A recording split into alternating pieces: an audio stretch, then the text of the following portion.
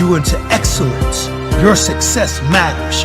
Your dreams matter. Sign up right now with Shepherd One Coaching and become a better you.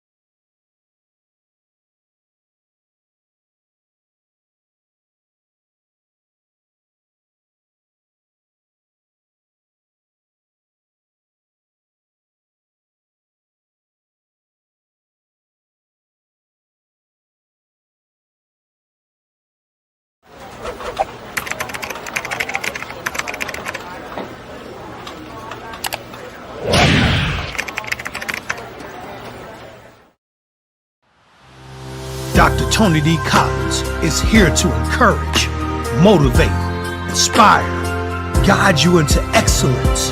Your success matters. Your dreams matter. Sign up right now with Shepherd One Coaching and become a better you.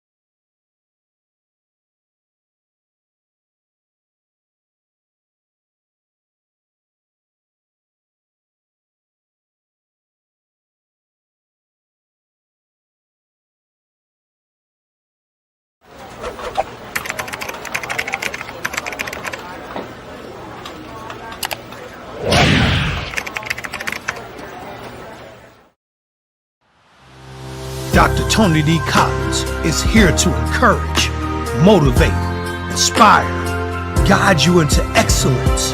Your success matters. Your dreams matter. Sign up right now with Shepherd One Coaching and become a better you.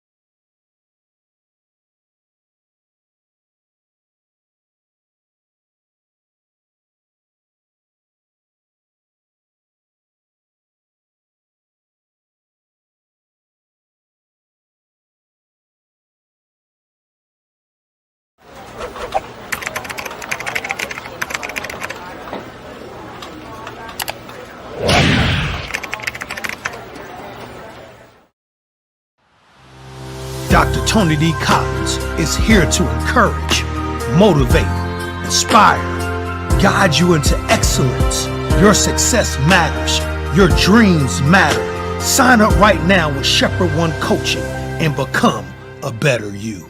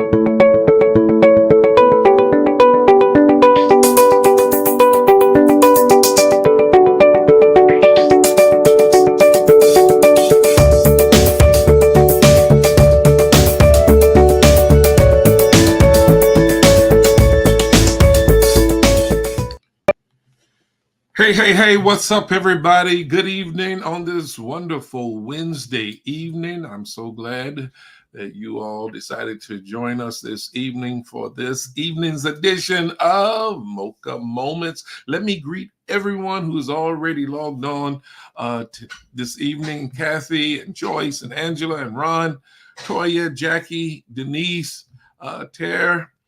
Cassandra, Vonda, good evening to each and every one of you. And thank all of you that threw up that hashtag Mocha Crew. Anytime you sign in, don't forget to throw up that hashtag Mocha Crew. Let me know that you are with me and are definitely a part of our Mocha community. For those of you that may not have become a part of our Mocha community as of yet, officially, I should say, all you have to do is throw up that hashtag to say, hey, listen, I want to be a part of the Mocha community. I want to be a part of the Mocha crew. What is the Mocha crew and the Mocha community is all about? It's simply about people who have committed themselves, first of all, to be a part of these Mocha moments each and every time I go live. And that will serve to be a blessing to you. I hope that's my intent anyway. But then we're just a community of people that believe in and we try to intentionally add value to the lives of other people that are around us, people that we come across throughout our daily routines and our daily activities, and we do it in the simplest ways, just by sharing a smile, just by sharing a kind word, a compliment, holding a door for someone. You can even add value to other people and brighten their day by just letting them in front of you in traffic. I know that's a challenge for some of us, but that can be one way that you can make somebody's day, believe it or not, just being kind enough to acknowledge their blinker when they're trying to merge in front of you in traffic. I know sometimes when the traffic gets bad, we want to get to where we're trying to get to as soon as possible. But one car or two cars here or there won't hurt you at all with regards to allowing someone to go ahead of you. And Tanae and Tracy, good evening to the both of you. Thank you for joining us. Also, those of you that are part of the Mocha crew, remember you committed to share this link with someone else. And that's another way you can be a blessing and add value to the life of someone else by sharing this link and inviting them to tune in to these Mocha moments. For those of you that are with us for the very first time, and you might be wondering, well, when do these Mocha moments occur? Right now, we're scheduled every Monday, Wednesday, and Thursday evening around this time, around 7 p.m. The only way I don't come on exactly at 7 p.m. is that something else kind of gets in the way of us coming on at that particular time. But I'm committing myself to making sure that I at least come on just for a little bit, if not for an entire 30, 40, 45 minutes, just for a little bit. I want to be able to come on and share something with you on Mondays, Wednesdays, and Thursdays. Mondays, Wednesdays, and Thursdays. Tuesday night is our Bible study time, and y'all know I've got to be a part of Bible study. But then Friday nights, we leave that time open and available for people who want to spend time with their family, their significant other, be a part of their children's sports events while they're in school, because we know that Friday nights, oftentimes that's when the children, the high schoolers in particular, have their times of sporting events and all of that. And I certainly want to encourage you to support your young people, support our youth in those particular events and endeavors. But again, I hope that you've taken the time since I've been talking here for this little bit. Hope you've taken the time to share this link with someone else and invite them to be a part of our Mocha moments. Before I get started tonight on what I want to kind of share with you and kind of get a discussion going here about, I want to give a special birthday wish and a birthday shout out to my father in love, the coolest father in love on the planet, in the person of Robert Chenault, my wife's dad. and who's also become my dad by reason of our family connection. Yeah, want to send out a happy 94th birthday on today to none other than Pops Cool himself, Robert Chenault. We are so grateful to God for yet having him with us.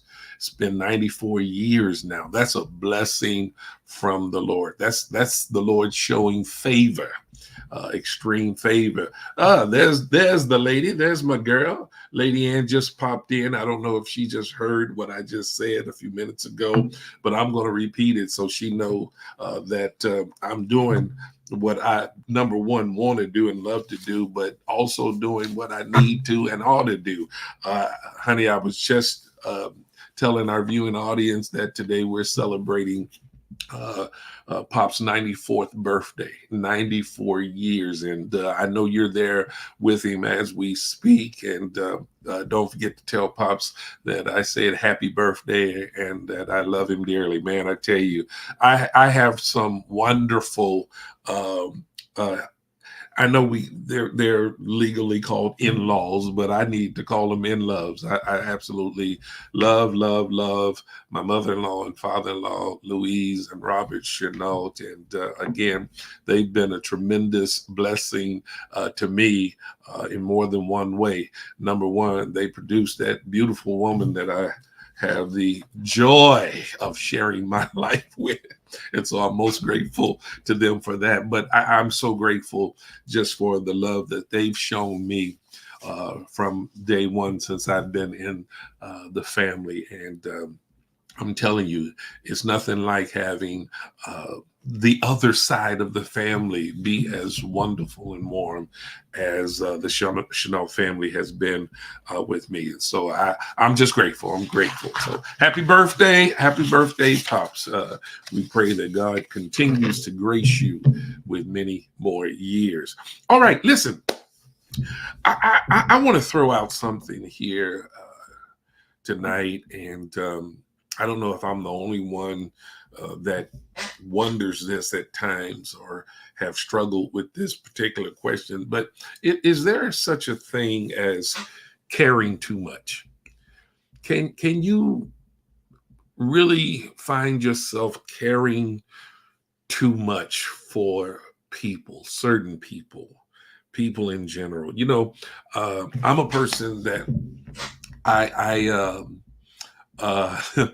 let me see what Lady Ann's saying. She said, I'm here with Dad now, celebrating and eating with him. 94 years, what a blessing. My question is he eating anything sweet? Pops loves sweets. I want to throw that up real quick. But if he is eating something sweet, y'all make sure that y'all allow him to enjoy it as much as he can. But again, there you have it. I had to pause for that again. But like I was saying here, I'm a person that wears many hats, and I deal with people. I engage people. I interact with people. I am entrenched in the lives of so many people on different levels. You know, first of all, I'm a parent. I'm a preacher, pastor. You know, as a parent, I have to engage with my children. As a preacher and pastor, I have to engage with my congregation. I'm a leader. I'm an influencer. I'm a friend. I'm a person. Please don't let me forget this one. I got to put this one on the list. I'm a husband, which I hope that's really special for Lady Ann. But considering the fact that I have to engage people from different perspectives and in different settings and on different levels. And yeah, I hope y'all can understand where I'm going with this. For some reason or another, you know, it just seems like I always find myself in a position wherein I'm having to be concerned about the well-being of others. and it's not hard for me because I'm just one. I genuinely have a heart for people. I think I literally think I was born with it. If I wasn't born with it, I surely developed a heart for people at a very, very early age. You know, I have a genuine compassion and care for people, and I'm at this point in my life where I just can't help but to care and be concerned about the well-being of other people. And I tell you, sometimes it places me in an awkward position. Why so? Because sometimes people don't really appreciate you caring about them as much as you think they would. You know, um, some people, first of all, they can be insulting, or I don't know if that's the best way to put it, but they can kind of just blow you off when you're trying to show them how much you care about them, when you try to show them that you are concerned about them. And I know one of the reasons why is because when you have a genuine heart for people, at least this is the way it is for me, because I have a genuine heart for people, I try not to be a pretender. I try not to be false. I've tried to be very honest and forthright with people. I try to tell people um, what I believe is in their best interest. I share with them according to what's in their best interest. And sometimes people don't appreciate it. As a matter of fact, some people at times totally despise others who try to share with them information or give them wisdom that they believe would serve in the better interest of that individual, you know. But if I can't be real with you, if I can't be honest with you, then I'd rather not deal with you at all. I mean, I'm not meaning that from the standpoint where I just put you down and separate myself so to the degree that I don't bother to speak to you and I can't engage you in conversation.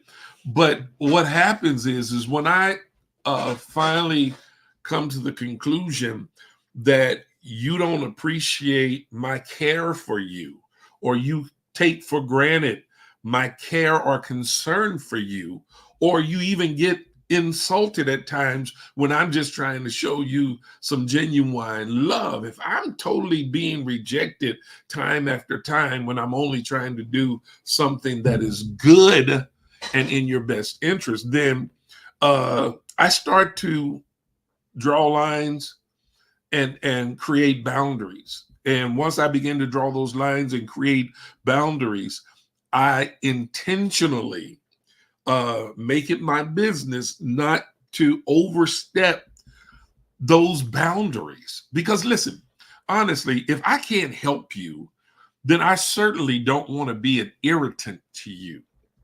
I wonder, is there anybody else who feels this way? Let me go to a couple of the comments. Toya says, I don't about caring too much, but becoming too engulfed in someone else's life, problems, etc., can be damaging. Okay. I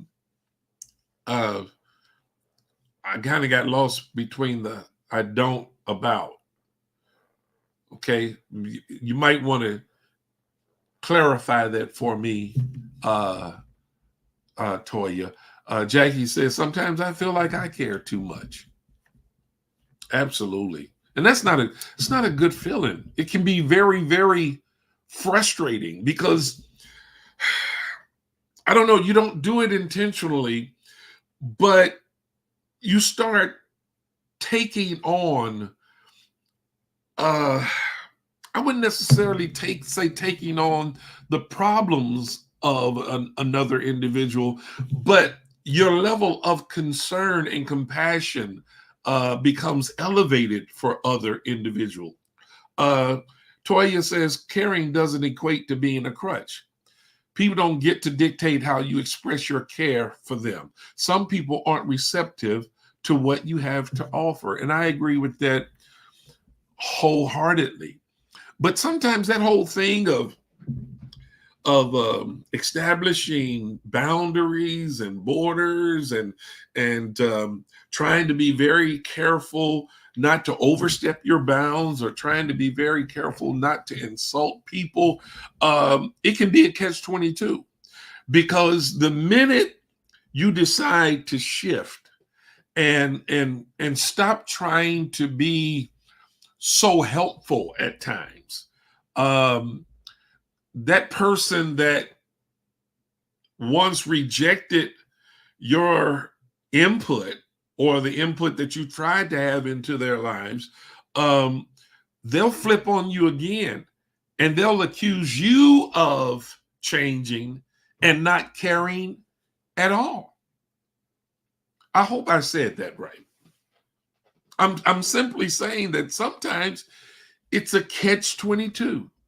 They're upset if you're showing care and compassion to them, but then they get just as upset when you decide to pull back, when you decide that you're not going to insert yourself uninvitedly, or you're going to be very cautious when you're invited to insert yourself.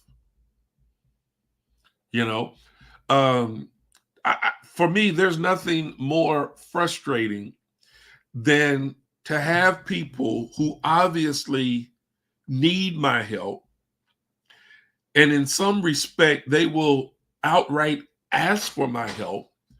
But then after I offer my help, then they reject my help. What am I to do with that? And depending on who the person is, depending on the dynamics of the relationship, those dynamics can determine to what degree that individual's unreceptiveness to your help will affect you emotionally and internally. You know, I mean, some people you can kind of somewhat blow off and say, okay, you know what? It is what it is. But then there are others with whom you have special connection with, or with whom you have some type of special relationship, history with that person, if you will. And here it is, you find yourself in a situation with them wherein they are directly or indirectly asking you for your input, for your help, for you to show some concern and compassion and understanding for what they may be going through at the time. But the moment you bring you to the table, in other words, with the moment you show up in your authentic self, not pretending to be one way or pretending to be another way, but you are being who you always are, as forthright as you've always been, as honest as you've always been. And some people would even accuse you of being outspoken. But if you've asked me to offer or to share with you my wisdom, my insight into a certain situation, then you ought to be open to whatever I have to share with you, so long as I'm not trying to beat you down, but rather I'm trying to build you up. Let me go to some of the comments again. Terry Kazam said, I've done that with my single mom nieces. Had to put the brakes on those niece relationships and establish new boundaries. You feel what I'm talking about? It has to happen sometimes. Sometimes that has to happen with friends. Having that kind of situation to occur, I've known it to actually be the cause of long relationship breakups. people have fallen out, who've been friends or connected with one another or had some kind of special ties with one another for most of their lives. And the moment one person is invited into a situation, but the individual who's doing the inviting doesn't like what the invitee brings to the table, now they're upset with the invitee for them being their authentic self. Tara says, I had to let them win the stupid prizes for the stupid games they were playing. Accountability is important when you have responsibility. I think that's very well said. Very well said. Toya says, isn't that a form of sowing seed on stony ground? There goes my theologian again, my little theological philosopher. You can try to pour into people and they continually reject the value you are trying to add to their lives. Move on and give to those who are open. Very, very well said. I was just sharing with, I believe it was Deacon Will the other day, something that my dad used to say all the time. And the first time he said it triggered something in my brain and it stayed locked there. He said, he used to say all the time, he would say, you can bring a horse to water, but you can't make him drink. You can bring a fool to knowledge, but you can't make him think. Oh my goodness. I blew me away the first time that I've heard that. And so I think the principle that is to be learned from that saying is that some things you just can't force on people, and neither should you try, because ultimately it would wind up being a waste of time. Denise says, I back off and try to stay in my lane, but they wonder why you're acting funny. Their words. That's right. That's another thing. Why does it always have to be something extremely negative when you finally come to your senses and decide, you know what, dealing with this kind of foolishness is just not worth it?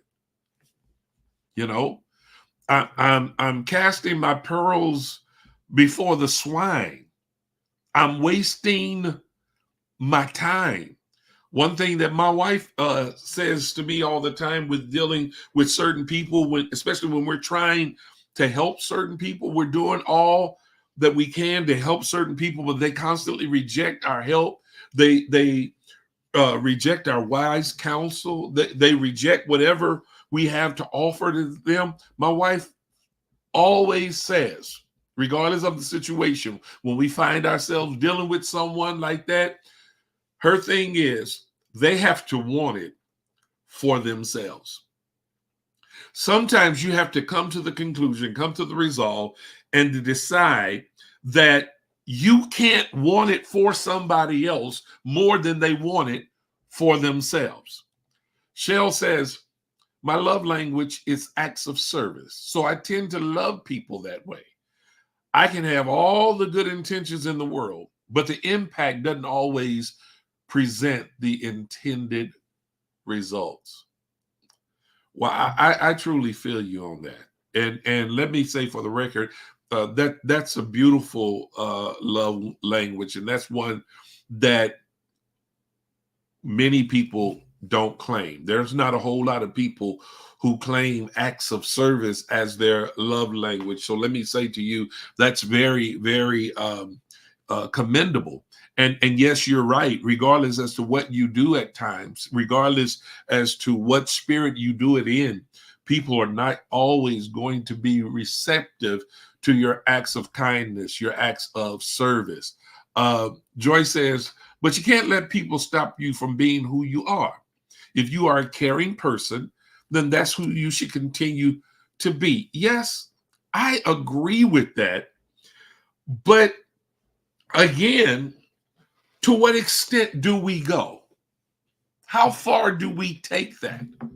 You know, again, when your acts of love become irritating acts to other people, then when do you back off with regards to wanting to serve certain people, knowing that they are rejecting what you're giving and even becoming irritated just because you back up?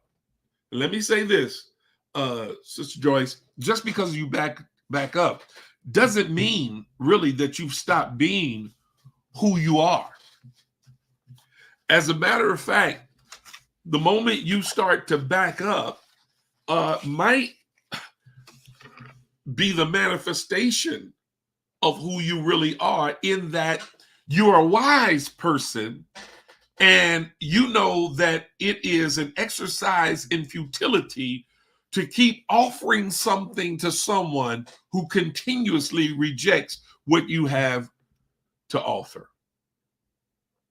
I hope I'm making sense right there. And so again, when you back up, it's not because you're not being who you are. You're a wise individual. You're still caring and compassionate.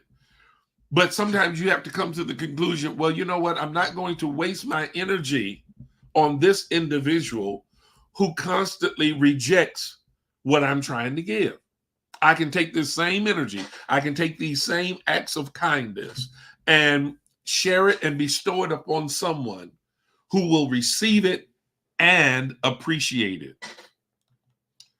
Shell says, I find myself thinking about the possible impact over my intentions. Now, that's food for thought right there. That's good. That puts another perspective on this whole thing. When you really give careful consideration to the possible impact. I don't know if you all have ever witnessed this, but I've seen people literally get angry about somebody trying to help them. I've seen it.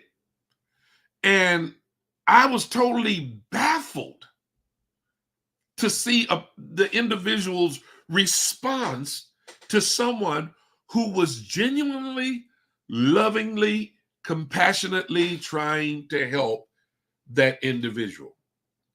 You know, sometimes what gets in the way of that person receiving help is it's a matter of pride. Some people are too prideful, I should say. Too proud, too prideful. Let me make sure I'm saying this right. They're too prideful to receive help, wise counsel, or anything of that sort from other people. And it becomes even more irritating if they don't think much of the individual that's offering them help in the first place. What do I mean by them not thinking much of the individual? You know, some people, although they have been in relationships, meaningful, close relationships with certain people for many years, they have always thought themselves to be better than that other individual. And they've always thought themselves to be the one who brings real value to the relationship. They're the type of people who always have it in their mind that the other person is only benefiting from them, but they're not benefiting from the other person because they really don't need the other person like that. The other person needs them. And so when a situation occurs wherein the other person has what the prideful person needs and may even want, they just don't want it from that person, that prideful person will get upset and angry with that person that they've always considered to be beneath them. Wow. Adoria says, everyone does not really want you to care for them. They just want you to accept what they say and how they are. And I do not. Okay, that's clear. That's clear. Yeah. There's some people, all they want you to do is let them be who they are.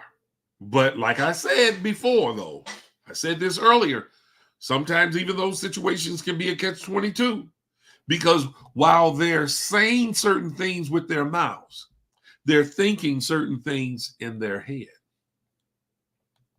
And that can be a problem. And listen, this doesn't just apply to pastors and leaders and friends and just people in general.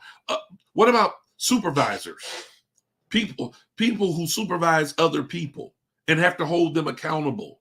And I know there's some people on here that supervise other people, and I know you've been presented with all kinds of stories from the employee or the person that you supervise, and you have to show some kind of compassion toward their situation. And then sometimes you know full well they're not telling the truth about what they're serving up to you, but because you have a deep compassion for that individual, you'll kind of let some things slide. You'll kind of go along with the shenanigans. You might even say, well, now I don't know if I buy all that, but we're going to let that slide this time. And some supervisors have done that kind of thing to their own detriment. They're allowing their employees to get away with stuff so often, so frequently, that their higher-ups finally get wind of it, and they call them on the carpet for them not being the supervisor or the manager that they were hired to be. Vonda, let's go to Vonda. Vonda said, I had to distance myself from people who wanted to feed off my energy and didn't want to put in the work themselves. Those relationships produce no fruit. Amen. Amen. I think I'm getting a lot of people to agree with that, Vonda. That's some good stuff right there. Man, that can be so draining. People really do not want to hear the truth about themselves. You think? No, you're absolutely right. Unless they're a very mature individual. Now, let me say this. There are some people who are very mature and they want to hear the truth. And sometimes those mature people don't always have the proper or the adequate initial reaction. But after they settle down and think about things, they come to themselves, they come to their senses, they'll eventually come back and say, you know what? I'm tripping. What you said was absolutely right. I just got in my feelings. I can appreciate people like that who will admit when they're wrong. Tara says, I learned that working at a drug rehab for women, you can want their sobriety and see their potential. But if they don't want it, it won't happen. That's exactly what I was referring to when I mentioned how Lady Ann often talks about how people have to want it for themselves. If I've heard her say that one time, I've heard her say it at least 50 to 100 times. They've got to want it for themselves. She even dealt that way with regards to handling our children. She was like, hey, we can't want it more than they. They've got to want it for themselves. And that's where I feel like sometimes I get caught up in that whirlwind of caring too much. I find myself stressing out over some of the decisions that are made by my children or other close family members that, I want so bad to make their decision for them, because I just feel like that they're making the wrong decision. I've had that feeling on so many occasions, not just when they were children, but after they got to be adults. You know, sometimes you get to feeling as though, well, I've been through this kind of thing, and let me help you with this. But then you have to acknowledge the fact that they are adults and they have to live their own lives and they have the freedom and the right to make their own decisions. But that doesn't stop me from being overly concerned as a parent, you know, and really, again, I don't know if there is such a thing, but sometimes I have to ask myself the question, am I caring too much? Tisha refers to the toxic people. Those toxic folks drain the life out of you. Yes, they will. If someone does not want my care for them and they show me that, then I back away from them and I continue to pray for them. Wow. You have to care from a distance. Amen. That's true. I agree. I often talk about loving people from a distance, but sometimes you have to care from a distance, and you know, you have to do so for the sake of your own mental and emotional well-being. I'm telling you all, I will confess, pastor, preacher, bishop, doctor, whatever you want to call me, whatever title you're hanging on me, or that I wear, I have to confess that sometimes there have been times I'm better at it now than I used to be, but there have been times that I would kind of just stress out, man, you know, just totally stress out because I'm feeling for people. And I'm saying to myself, man, they just don't know. How can I get this through their heads? How can I get them to understand? How can I get them to see this? How can I get them to understand that there is so much more to life and so much better in life for them if they would just make the right decisions? Let me help you. But again, I got to know where the boundaries are because, you know, even if I don't set up certain boundaries, sometimes the other person is the one that's setting up the boundaries. And just as I would want people to honor my boundaries, then I have to in turn honor the boundaries that other people set up. Jackie says, you can be the same all day long, but when you're dealing with people who have a tendency to tell you half truths, I learned it's better to back away so you maintain your own sanity. That is so good. Been there, done that. Angela says, I cannot care more than a person allows me to. Wow. I then put them in my prayer. Yeah, I agree. That sounds reasonable to me. Joyce says, you're right. I'm not going to go overboard. I will still be who I am. That's what you want to do, Joyce, right there. You want to still be who you are. You want to be real. Shell says sometimes helping people means you could be getting in God's way. Maybe their issue is God trying to do a work in them. Wow. I love it. I love it. So basically what Shell is saying is get out of God's way. You know, it's funny. It's funny that you say this because that reminds me of a situation wherein there were two friends that I knew of, and one person had a very, very, very compassionate heart.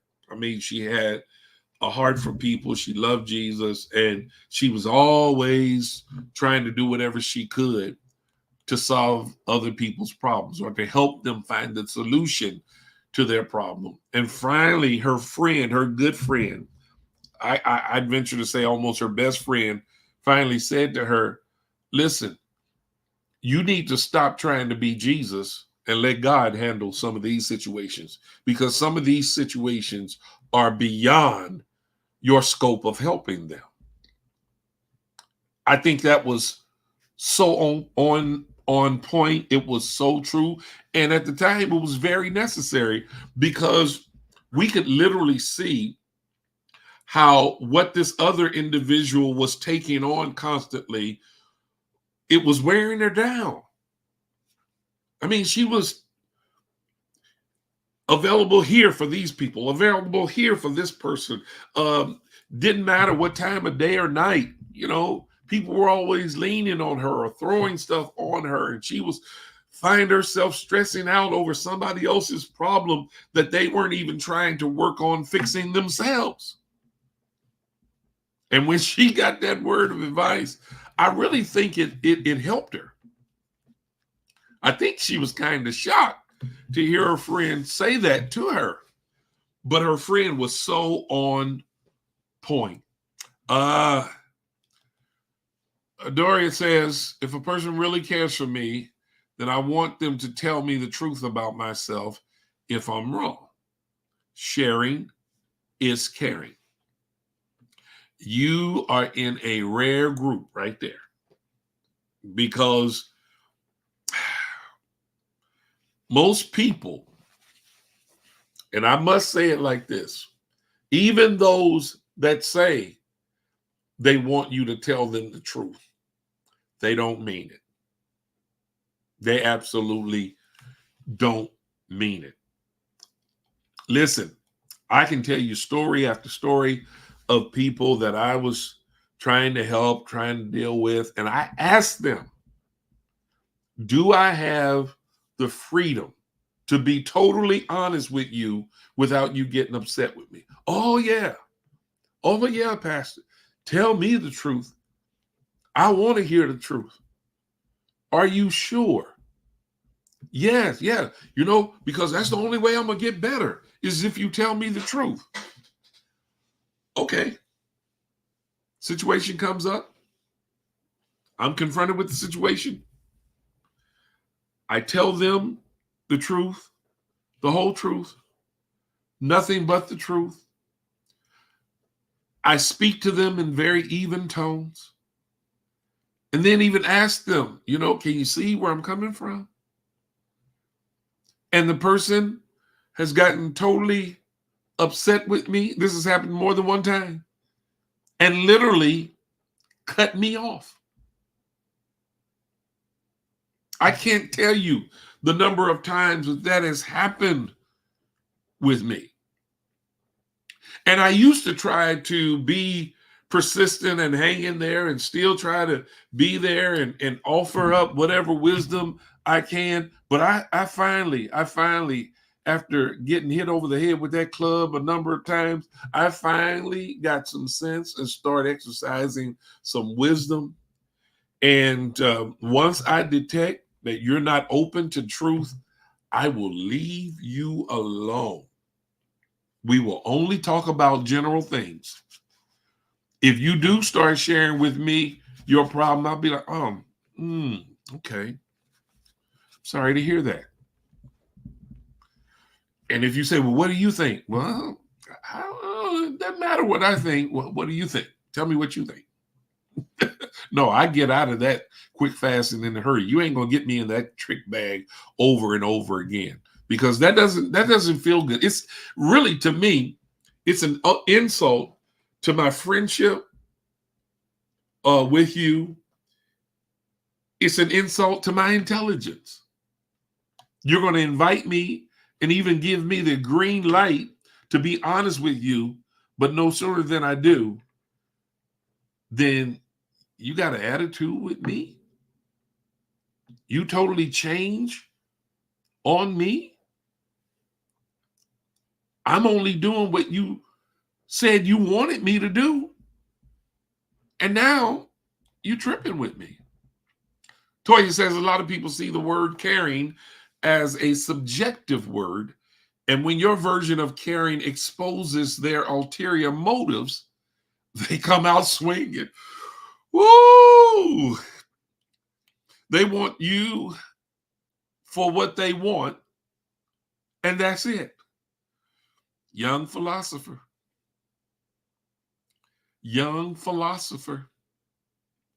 And you know what? You bring up a very good point, Toya, in that people have varying definitions of what it means to care about an individual, to care about a thing, to show compassion, to show concern. And really, the situation is subject to the individual's interpretation of the word care. Player Hater says, I care about situations a lot less now than I did before. Experience made it that way for me. Listen, life has a way of changing your perspective on things quick, fast, and in a hurry. Man, when you find yourself in the hot water of awkward situations too many times, you finally get smart enough to start doing whatever you can to avoid those awkward situations.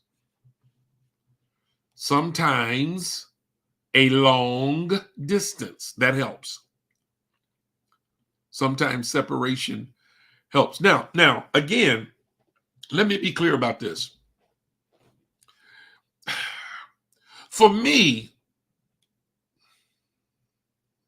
I think it's almost impossible for me to totally turn off my heart of concern or care. It's hard for me to turn off that whole caring thing. But I can get to the point where I don't care as deeply as I once did. In other words, I finally reach a point and a level, and I think it might just be maturity. I reach a point and a level wherein I'm not allowing it to stress me out as much as I did in the past. You know, I just don't allow everything to just stress me out the way it would have in times past. That's a part of the maturing process. I still care. I still have that compassion and concern and hope for the betterment of that individual. But there comes a time when I decide I'm just not going to give it all of the energy that I once would. I hope that makes sense. Some people do not want help. They just want sympathy. That's another thing that happens. People want sympathy. Wow. Some people you just can't help, Bishop. You're right. I look at that as not your fault. It's theirs if they're not willing to receive the love and care you offer. You know, I think basically what we've been saying here is that some people only want love and care on their terms and their terms alone. And those people haven't figured out that's not how life works. Especially when you're on the short end of a situation. When you're on the short end of a situation, you're really in no position to dictate how other people should care for you or engage you through their acts of care and kindness. You know, there have been times that people have asked me for money, and I say, okay, what you need money for? Well, I ain't got no food in the house, and I need to buy. Okay, well, I tell you what, I'm going to go and buy you some groceries. I don't want that. I want to go pick my own groceries. Well, if you got no food in the house, and I'm willing to go and buy you food, I thought the real issue here was food, No, the real issue is not food. The real issue for them is money, and they want the money so they'll be free to do whatever they want to with the money. Tisha says most aren't ready for the truth and can't handle the truth. Joy says the truth hurts, but it corrects you. Yes, it does. Jennifer is agreeing with what Angela says. You know, sometimes when you're trying to love people and they reject it, that's not your fault. You can't help that. You know, now, really, honestly, I'll be totally transparent with you. When I try to show people love, compassion, concern, when I try to help them and they reject it, no, I don't put the blame on myself. I'm not carrying that. No. That's their boulder and their burden to carry, not mine. I'm going to do what I should do. I'm going to do what I believe will be in the best interest of that individual.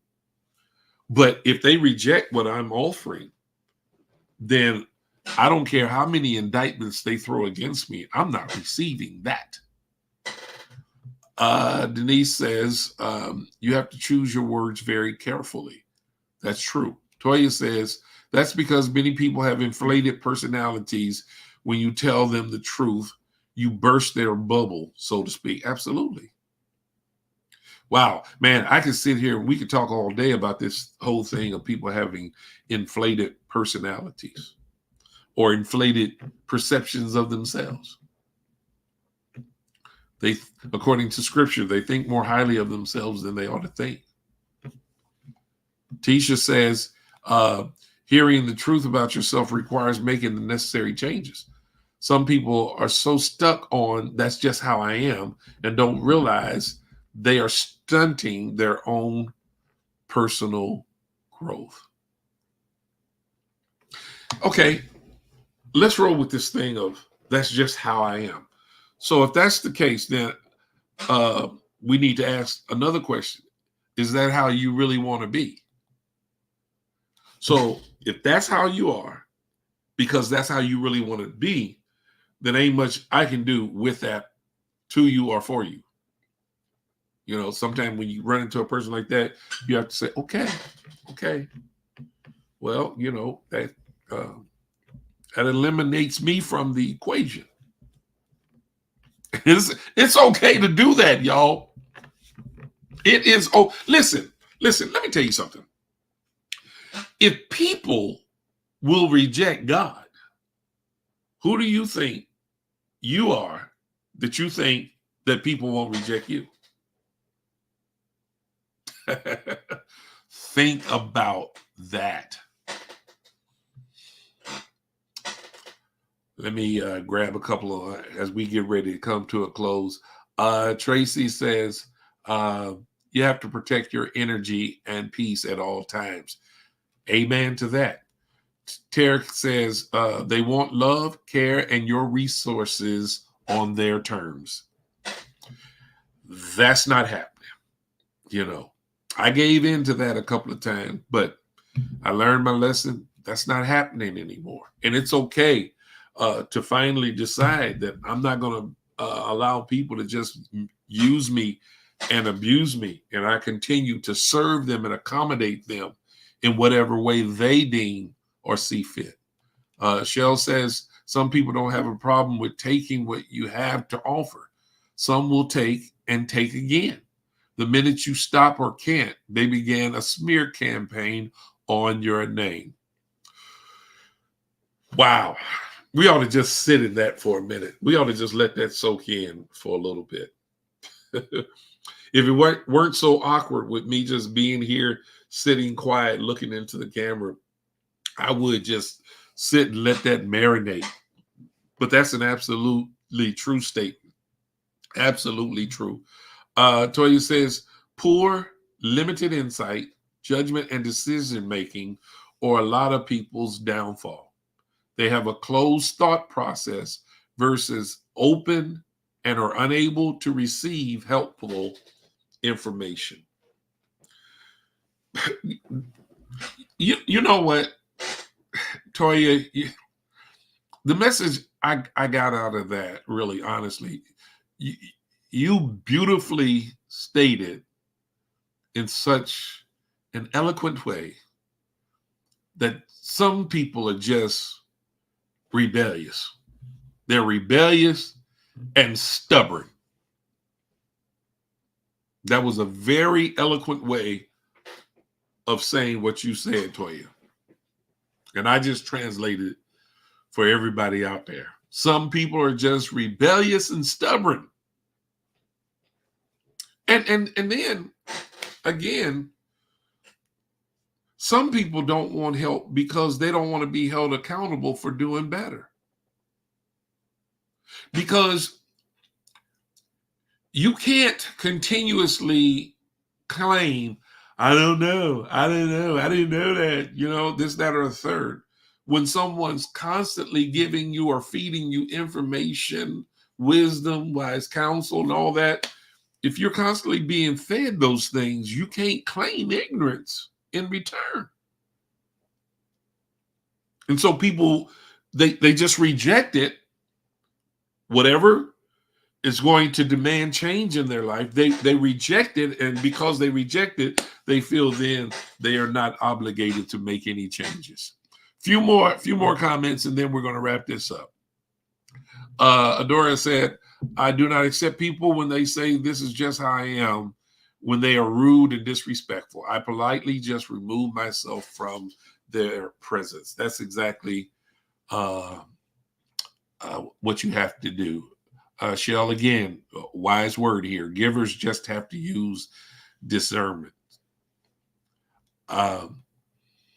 Tisha says, yep, when you know better, you do better.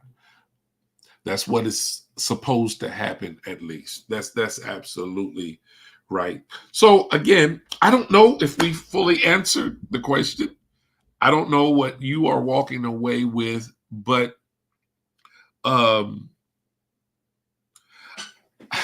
I do feel like that we've raised some points that are very much worth considering, very much worth thinking about.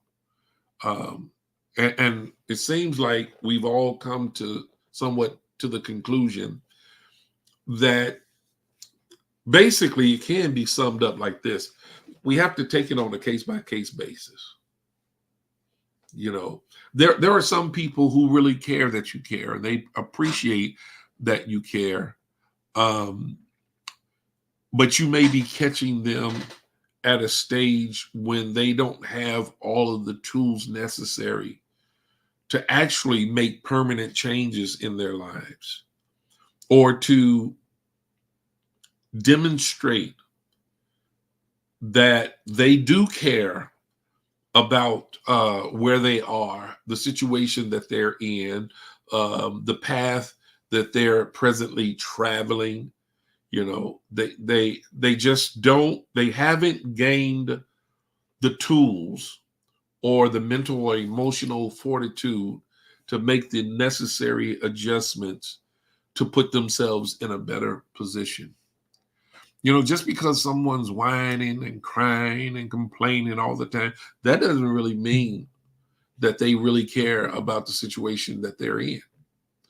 They just may like the attention that they receive as a result of whining and crying and complaining all the time. I'm going to share this one brief story, and we're going to wrap it up with this.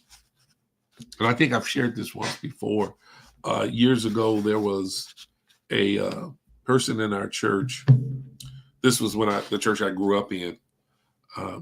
That every time I would greet this person, they would go through a list of things that were bothering them.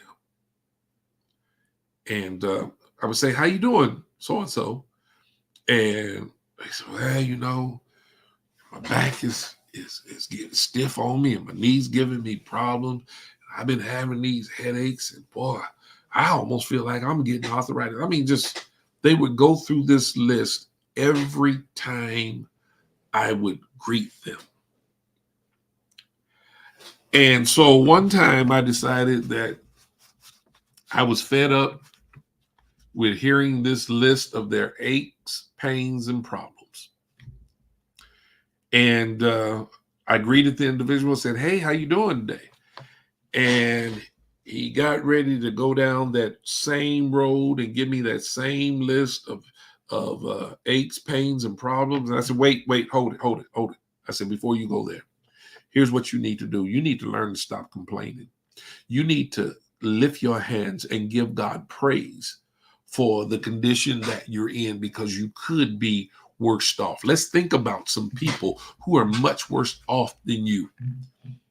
And here it is, you're complaining. You've got life, you've got health, you've got strength. You're able to get around. You're not walking with a cane or a walker. You're not in a wheelchair.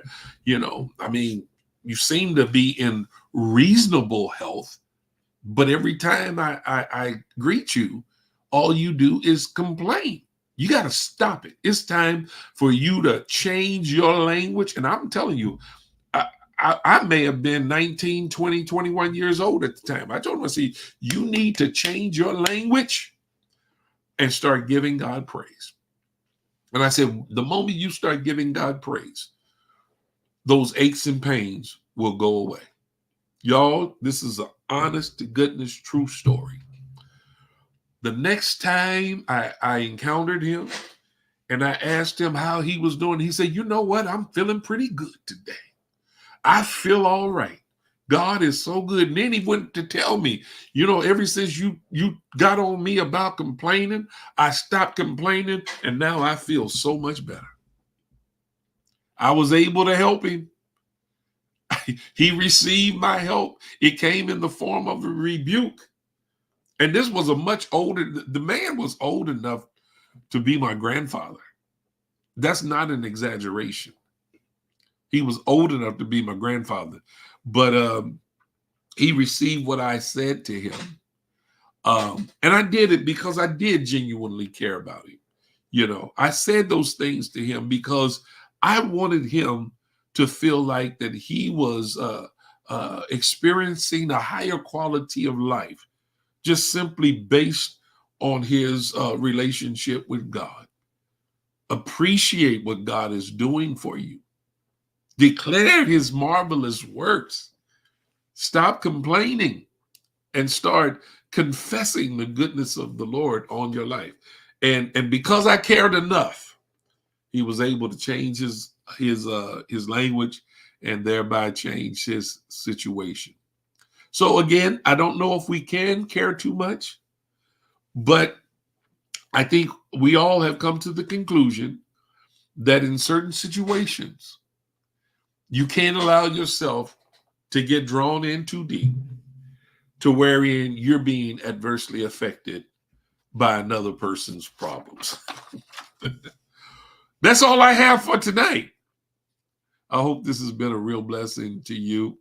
If it has, be sure to share the link with somebody else. Let them in on the discussion we've had here on tonight. And again, by doing so, you will certainly add value to the lives of the people with whom you share this link. Look forward to you being with me on tomorrow night. Y'all keep doing like y'all been doing. Y'all been coming in real early, and I've been really appreciative of that.